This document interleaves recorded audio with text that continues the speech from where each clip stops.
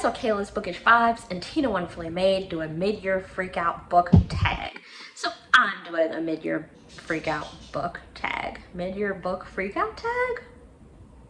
Whatever it is, I'm doing it. Alright, first up, we're starting off strong. The best book I've read so far in 2024. Now this would have to be one of two options. Next of Kin by Hannah Bonham Young or The Neighbor Favor by Christina Forrest. These books are just so special to me. Next of Kin just is the perfect found family story. Like truly, I think it might be the quintessential, best in class thing that you want to hold up against every other found family story. That's how good it is. And then you got The Neighbor Favor, which is just so cute and had me giggling and kicking my feet. And it's just such a wonderful love story that feels really real and deep. Like all of the characters just have such depth to them and they feel like human beings, not like characters in a book.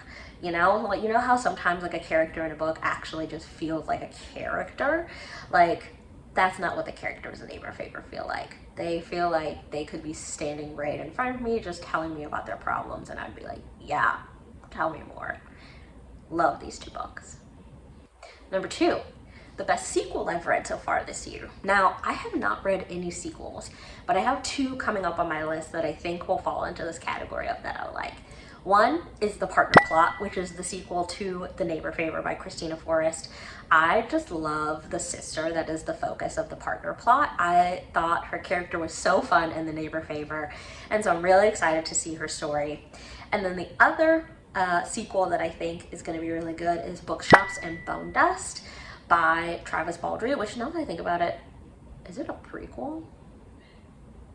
I'm gonna count it for this category because I'm reading it second to Legends and Lattes. I love a book about books. I can't shut up about how I love a book about books. So hopefully you all know by this point, or if this is your first video that you're finding, hi, hello, I'm Asha. Thanks for being here. But I think that it's gonna be really good and then I'm really gonna enjoy it. Next time I'm in the mood for a cozy fantasy, that's for sure what I'm reading. Number 3, a new release that I haven't read but that I want to. Now, don't come for me, but I have not read Only for the Week by Natasha Bishop. Haven't read it yet. And here's my excuse. For some reason, my library doesn't hold it. The physical book, they only have the audiobook. And while I love audiobook readers, I think y'all are just the bee's knees. Come on. I wish that I could do my dishes and listen to an audiobook. I just can't do audiobooks for some reason. I can't focus on them. I can't pay attention.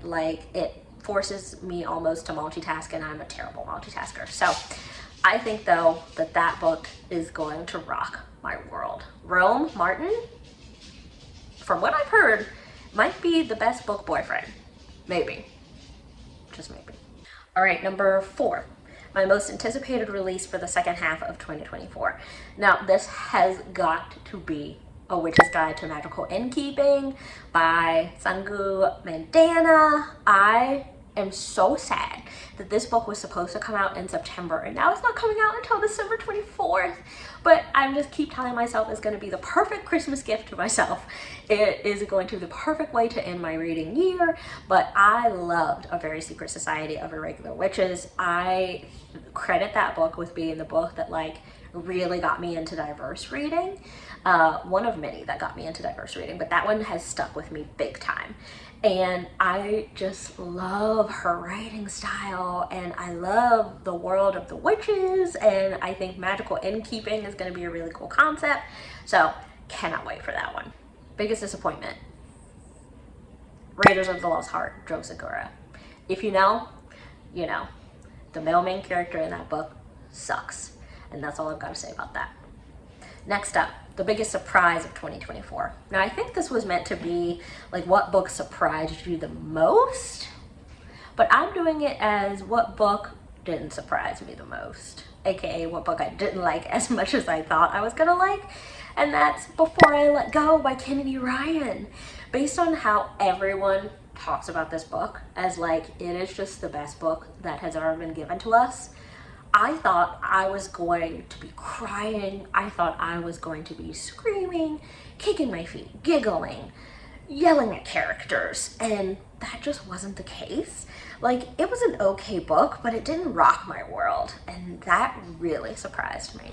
Number 7, favorite new author. Now this has to be either Christina Forrest, Neighbor Favor, Partner Plot, or Mia P. Manansala, the Arsenic and Adobo kind of series, the Tita Rosie's Kitchen mystery series. I love a cozy mystery. I didn't know I loved cozy mysteries until this year, but man, do I love a cozy mystery, and I love this series of books. I think Mia P. Manansala, like, I haven't read that many cozy mysteries, but dare I say, she can't be beat, and just how she writes these books. Like, it's the perfect mix of mystery, but there's also romance, but there's also personal growth and development, and the characters are deep, and they have wonderful relationships with each other that are sometimes rocky, and sometimes you question them, but also they're just so full of love, and I love her writing. All right, so number 8 and number 9 are gonna be a duo pack because it's your newest crush and then your favorite newest character, and mine are from the same book. Mickey Chambers Shakes It Up has really shook it up for me. Like, I love Diego Acosta, and I don't love men from books, but I really like him. I think it's because he reminds me of my husband, like Grumpy Softy, which is just like a character that I love a whole lot, and I just really love his backstory. So he's my newest crush. And then Mickey Chambers is just such a fun character. She actually, I think, kind of reminds me of me, which is maybe why I like this book so much, because it's kind of like my husband and my love story. They're like very different, but we are kind of the personalities of the main characters, but just like more bubbly, like more, a little bit more out there in terms of like extroversion. And she just is so wonderful. She's both sure of herself and questions herself. You know, like, she is confident, but she also has things to work on. And I just see so much by myself in her and just love her. Cheers, Read. Really did the damn thing with this one. All right, a book that made me cry. Now, I am not a crier with books. I don't think I've ever cried with a book. Maybe, in a series that shall no longer be named by anyone on this channel. So me, because I'm the only one on this channel. Maybe the 6th book in that series made me cry. But I don't really cry when I read books. But the one that got me close was Aftershock. And it is just a beautiful story. Like, it is heart-wrenching, it is terrible, it is heartbreaking. It makes you wonder, like, how anyone could ever make the decisions that had to be made in that book, and like what you would do if you had to make those decisions. It is just such an important story, I think, for people to read, and it got me close to tears. I almost got there. All right, a book that made me happy. I was gonna say The Neighbor Favor by Christina Forrest, but for the sake of mentioning something other than Christina Forrest and her wonderful writing and just skill and talent, I will say Courting Samira by Amal Awad. I read this book at the top of the year and really, really enjoyed reading about the Palestinian experience and a Palestinian love story and just the difficult decisions that the main character Samira has to make. And it was just a really good read, and I still think about it, and that to me is the sign of a good book, is when it sticks with me. And I remember like reading the book and just like loving the relationships that are in it and seeing how the relationships build and grow and develop, and especially the female friendships. Give me a female friendship any day and I'm gonna be happy. So that book really hit home for me on that front. All right, number 12. The most beautiful book that I've bought this year. Now, I am not one of those people that buy special editions or like special versions of books, so I don't think I have anything that fits this category. I mean, I have Black Cake, which I think is a really pretty cover, just from a design perspective, but I don't think I have anything for this one.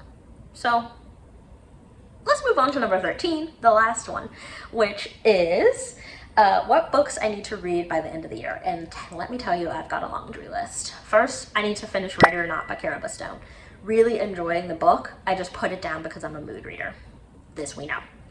Next is Love Like the Sun by Rhys M. Nielsen. This book just came on my radar and I'm like, yes, please. Need it. Need it now. A Match Made in Autumn by Jessica Booth. She is a local Cincinnati author, and I read her book, A Picture Perfect Summer, maybe last summer or maybe 2 summers ago, and really enjoyed it. And she has an autumn book, and I love a fall read, so that's on my list. And then if you don't follow me on Instagram, you need to, or maybe don't if you don't want to hear me just blubber and spout and talk non-stop about the Black Romance Book Festival that's happening in 2025.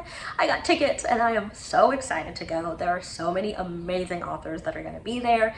So I need to read all of these books from those authors because I am too excited and just need to take in all of their content before I get there and hear them speak and talk to them, and I'm just so excited.